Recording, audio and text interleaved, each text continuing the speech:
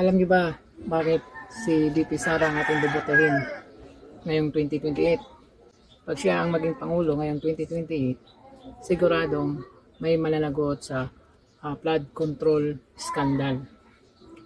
Alam naman natin na ang GAA or flood control scandal ay nagsimula yan 24 or 25 yung mga budget na trillion na budget. Tapos yung chinik yung mga flood control ay ghost lang pala. So ngayon, yung pera na billion na pera, saan napupunta? Ngayon, may mga 18 Marines na lumitaw na witness para sa mga malitang pera na mga dating bodyguard ni Saudi Ku na gusto nilang mag-witness, patunayan at sabihin na yung katotohanan na yung malita ay nasa mga bulsa ang nakaupo sa Kongreso, sa Senado, at higit sa lahat sa Malacanang. Kaya ngayong 2028 na darating na eleksyon, ihalal po natin si VP Sara upang makamit natin yung hustisya at managot ang mga sangkot sa flood control scandal.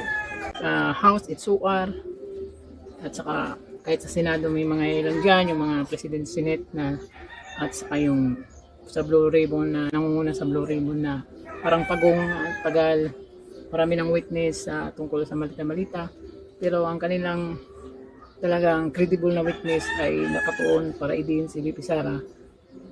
Basta tanggap-tanggap pa sa kanila yung kriminal tulad ni Madriaga ba yun? Yung merong kaso na kriminal na hold up sa isang Chinese at nakapatay ng isang police. At ganun din yung sundalong kanin na si Strillanis.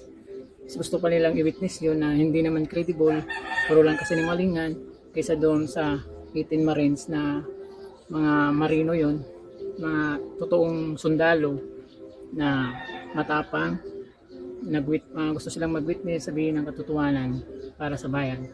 Pero ang ginawa ng mga SOR at sa Senate ay hindi nila pinayagan kasi marami po ang involved sa Malita Gang.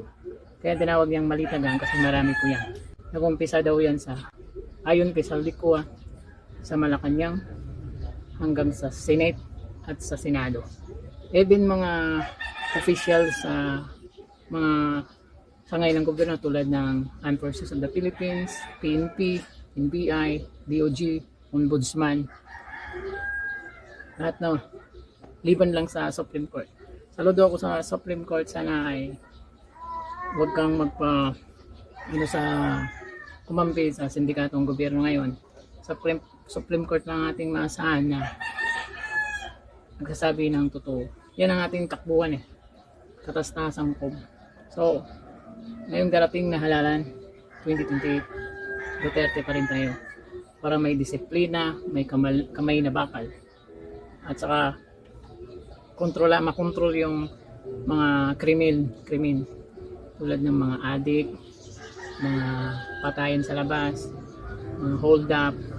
Pag si Duterte ang mananalo sa 2028, siguradong mayroong kalalagyan ng mga yan. May disiplina at safe ang ating bansa.